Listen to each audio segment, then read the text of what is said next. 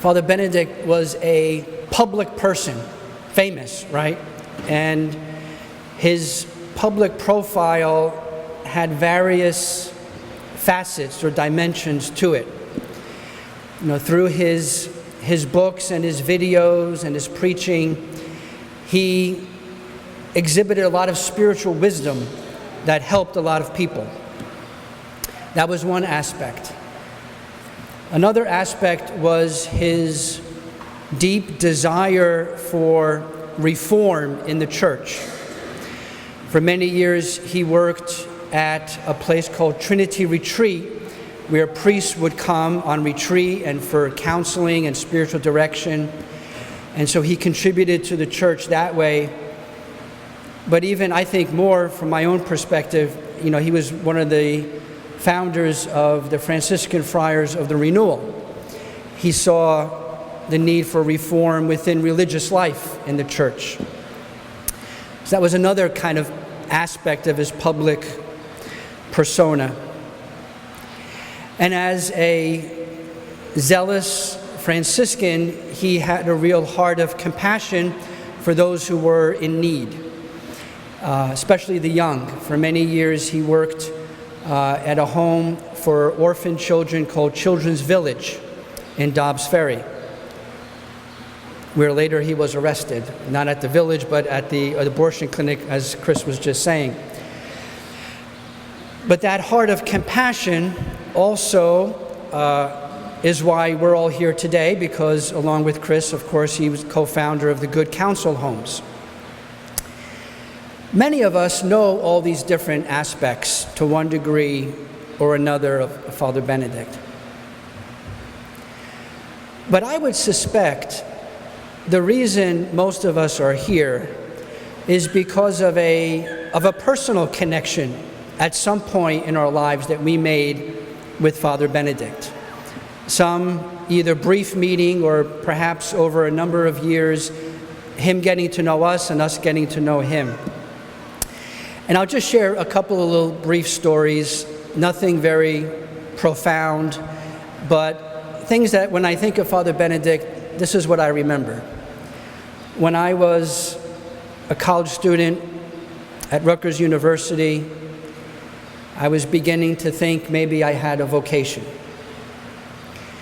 Recently, somebody had given me a copy of a book written by Father Benedict called Reform of Renewal. And on the back cover of the book was a picture of all the friars at the time. I think maybe there was 8 of them. And so I remember very clearly being in the study hall at the university, not looking at my textbooks, but I was writing a letter to Father Benedict, trying to explain my spiritual situation and how I needed some help, and I think maybe I could be possibly called to be a Franciscan. So I wrote him this long letter, sent it off, and very soon back I got a reply, handwritten from Father Benedict. And I had seen Father Benedict on television a couple times. I think I went once to one of his talks. And so I felt comfortable writing to him and entrusting his discernment for me. So he invited me to come to the Bronx for two of the friars had their first profession of vows. This was in February 1992. So my dad and I got into the car. We drive up 95, cross over the GWB, and we enter the jungle of the Bronx. We go to St. Adalbert Church and attend the Mass. We have the reception afterwards. And I had a very good visit, very positive. Everything seemed to confirm within me, yeah, I think maybe I could be a friar. And then we drive home, and I said to my dad, hey, let's play a joke on Mom. So he went inside, and I stayed in the car, and Mom says, well, where is he? And Dad says, oh, I left him there because he's going to join the friars. And then I went in. my kind of first memory of having a connection with Father Benedict. And then again, there's nothing profound at all about this, but it gives an insight into the personality of Father Benedict. All right, we all know him as someone who had a great ability to connect with people, to remember people's names, their lives, their stories. But Father Benedict also was a problem solver. Like if there was a situation or a problem, something that needed to be organized or managed, he went right in there. He knew exactly what needed to be done. He gave directions, and things turned out usually pretty well. One time I'm driving Father Benedict to Charismatic Conference in Atlantic City. And usually the experience when somebody's driving him, after he does his correspondence and phone calls or whatever he's doing, he falls asleep. Because the man got very little sleep as it is. And so I'm a newly professed brother. I'm only there maybe a year or most. And I know I have to be on my best behavior. Here's the founder of the community. I'm just trying to get through the next hurdle. I'm driving, and he's sleeping, and I look in the rearview mirror, and I see the red and white flashing lights. And it's, of course, a New Jersey state trooper who are, generally speaking, very serious law enforcement officers. And so my heart begins to pound. I wasn't aware that I had done anything wrong, but now I pull over and I have to wake up Father Benedict. And I'm dreading that. So I wake him up, Father Benedict, I'm so sorry. But we just got pulled over by the state trooper. And so you know how it is when you first wake up unexpectedly. Maybe you don't know exactly where you are immediately. But Father Benedict, I presented the problem to him, and he had an immediate solution. He says to me, well, if you step out of the car, they'll see your habit, and then they'll go easier on us. And I said, Father Benedict, you're not supposed to do that. That's not a good idea. And then he gets his Father Benedict face, step out of the car. And so I was, stuck between a rock and a hard place, the founder who had power of life and death over me, religiously speaking, and then a man with a gun right behind me. So there was no argument. I opened the door. I'm still sitting in the driver's seat, and I put one foot on the pavement and over the loudspeaker, get back in the car. So I don't have to, I just look at him. I don't say anything. He doesn't say anything. I got off with a warning. It was just, I was drifting back and forth in the lane because not only was Father Benedict tired, I was very tired too. So, but Father Benedict had a solution to every problem. He had no hesitancy, just jumping in there and trying to make things right for people. Here at Blessed Sacrament Friary, we have the body of Father Benedict Groeschel laid in the crypt, where we will now go to pray together. Hail Mary, full of grace, the Lord is with thee. Blessed art thou amongst women, and blessed is the fruit of thy womb, Jesus. Holy Mary, Mother of God, pray for us sinners, now and at the hour of our death. Amen. When I was applying to enter the seminary as a seminarian, you're supposed to get letters of recommendation. And so I figured, well, what better person could I get to recommend me to go to the seminary than Father Benedict? In fact, he was one of the faculty members at the seminary, and everybody knows him. He's famous. So he writes this letter to the rector, and I think as a courtesy, he gave me a copy of the letter just so I know what he wrote. So, Dear Monsignor Sullivan, this letter is a formal recommendation of Brother Fidelis Moscinski, CFR, who is applying as a student for our community through the Archdiocese of New York. Brother Fidelis, as you can tell from his academic record, is an outstanding student and a very fine religious. And he says some other complimentary things. And then he includes in the letter to me this little note, and a handwritten, he says, "This enclosed letter is all lies."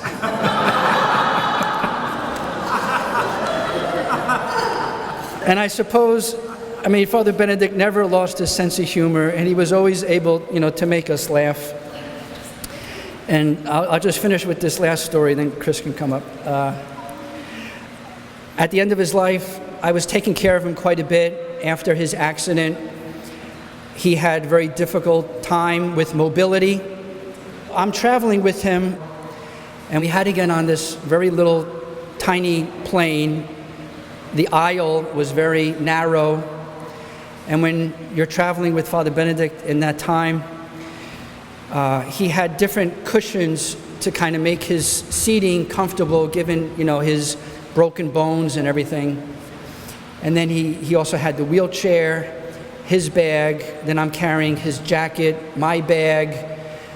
So there's like a lot of stuff we're juggling, trying to go through this narrow aisle on the plane to get into our seat.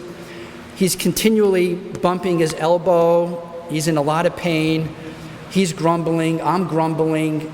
And I had been telling Father Benedict, please let this be like our last big trip. You don't need to do this anymore. People could watch you on EWTN or listen to your tapes or whatever. And, I said, Father Benedict, how are you doing? He says, oh, I'm miserable. And I say, yeah, I'm miserable too.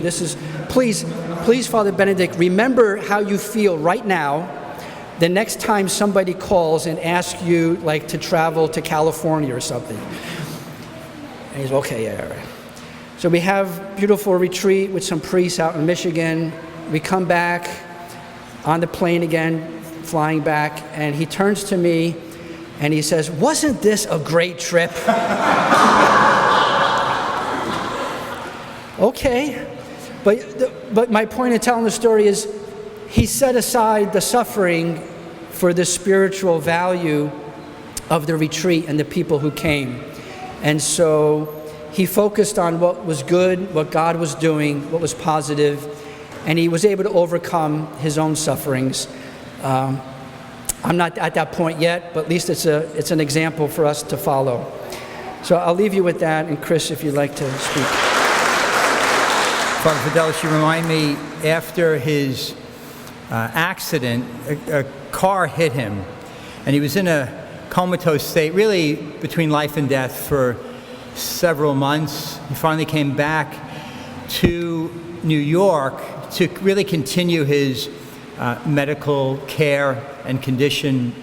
And he went from a hospital in Westchester to Burke Rehab Center. And I visited him there, and he was now able to talk haltingly. The arm condition had certainly was still brand new, and he was still in bed. But he said to me there, the cross, and he had a cross on the bed. They were brothers or friends watching him day and night, and a cross right on the bed with him, and he could barely touch it, but he said, the cross, every cross we see, we look at, is an artist's rendition, and none of it could express the suffering of Jesus Christ, the suffering he did for you and for me, the suffering that the Son of God offered for all of us. And later, when he was back at Trinity, still as Father Fidelis described very keenly, limited mobility, limited means, he still was trying to do what he could. But many of you may know he had a secretary named Karen Killeley, who was in a wheelchair almost her entire adult life. And he said, very regretfully, I never realized, I never was compassionate enough toward Karen and what it meant for her, because now he was feeling it. He was feeling it. And I would never say he was uncompassionate to anybody, but, you know, don't we all have a lot to learn about suffering, even when we suffer ourselves, about pain, about compassion. Compassion, as you know, means suffering with. So, again, Father Fidelis leads a monthly day of these many pro-life prayer missions, but one of them is monthly, first Saturday of the month at the Basilica of Old St. Patrick's Cathedral in downtown Manhattan, which is 2 blocks away from a Planned Parenthood, what they call the flagship Planned Parenthood in New York. And we go from praying at Mass to praying the Rosary in the street, to pray the Rosary in front of Planned Parenthood, and then return. It's usually a very short walk. Well, really the beginning of this year, even before the release of the Dobbs leak and since the Dobbs decision, the other side, if you will, those people who are for abortion are coming out in droves, and they make a lot of noise, and they scream, they say bad things. And now it takes us sometimes 2 hours to walk 2 blocks.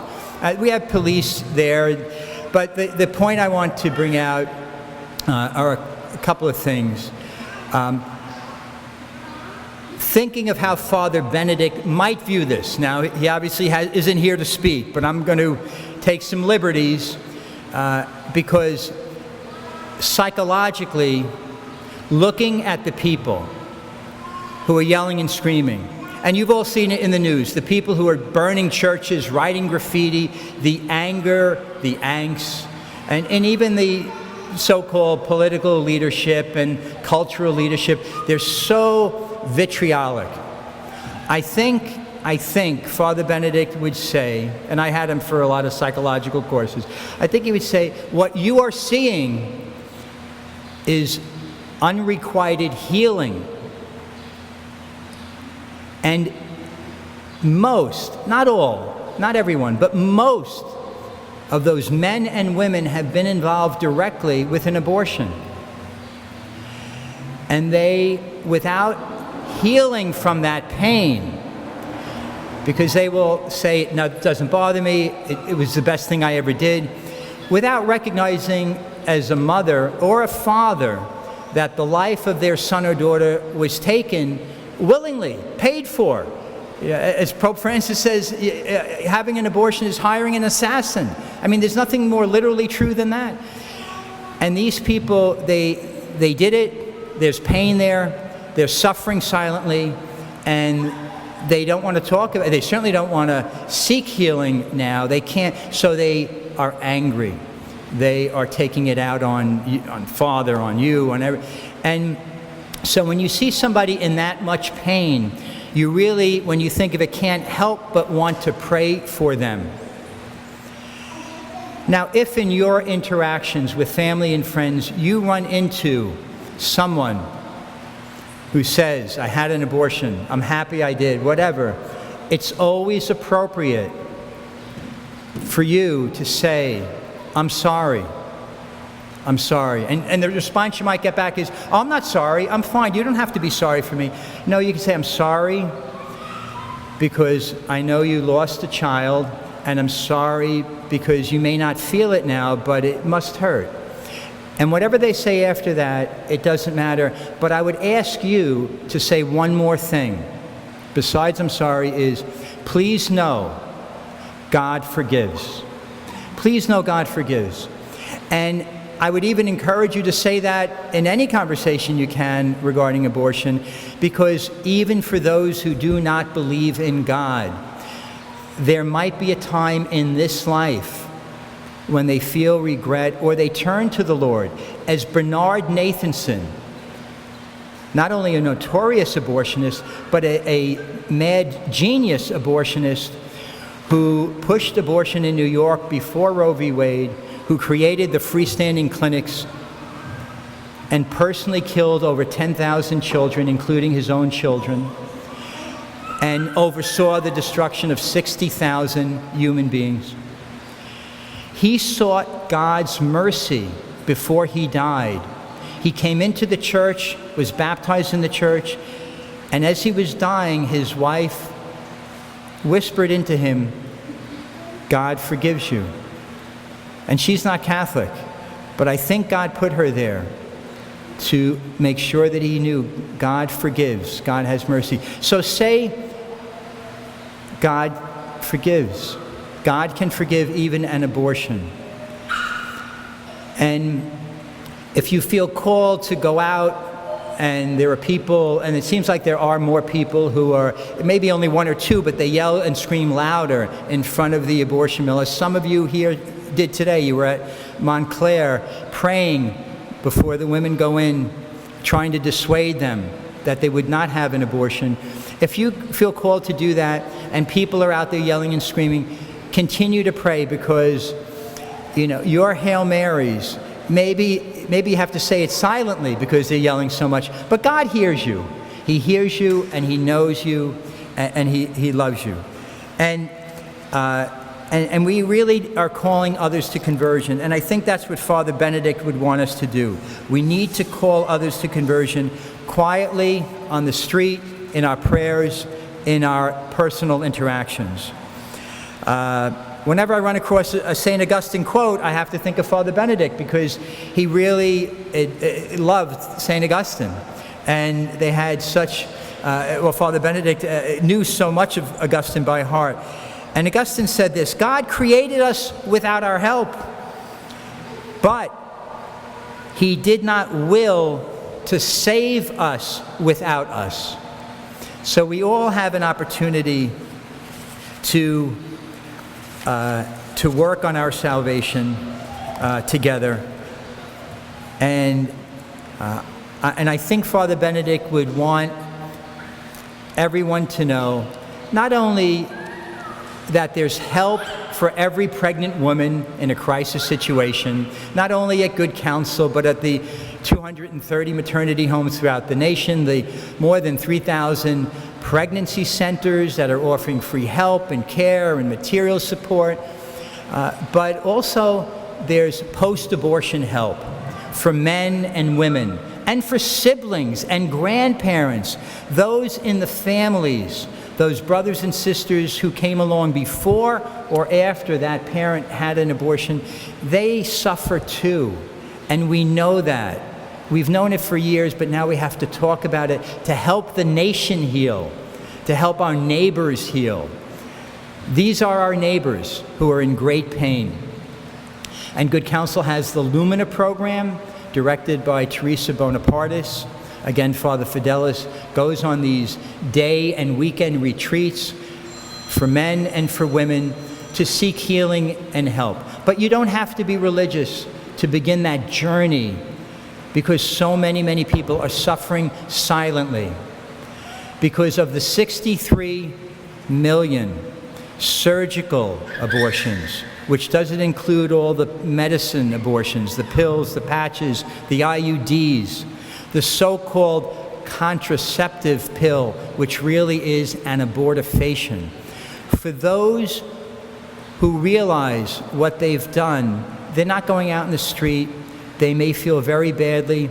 We have to keep saying, God forgives. God can forgive even an abortion, so that others can come to begin that healing journey. Father Benedict was very much about preaching the gospel, about bringing healing and hope to others. And I think that's what brings us together. That's what continues our missions, the friars, the sisters, Good Counsel. And he was involved in many other missions to bring this good news to others. So thank you again very much. And together, let us continue to bring the healing and the love and mercy of Jesus Christ.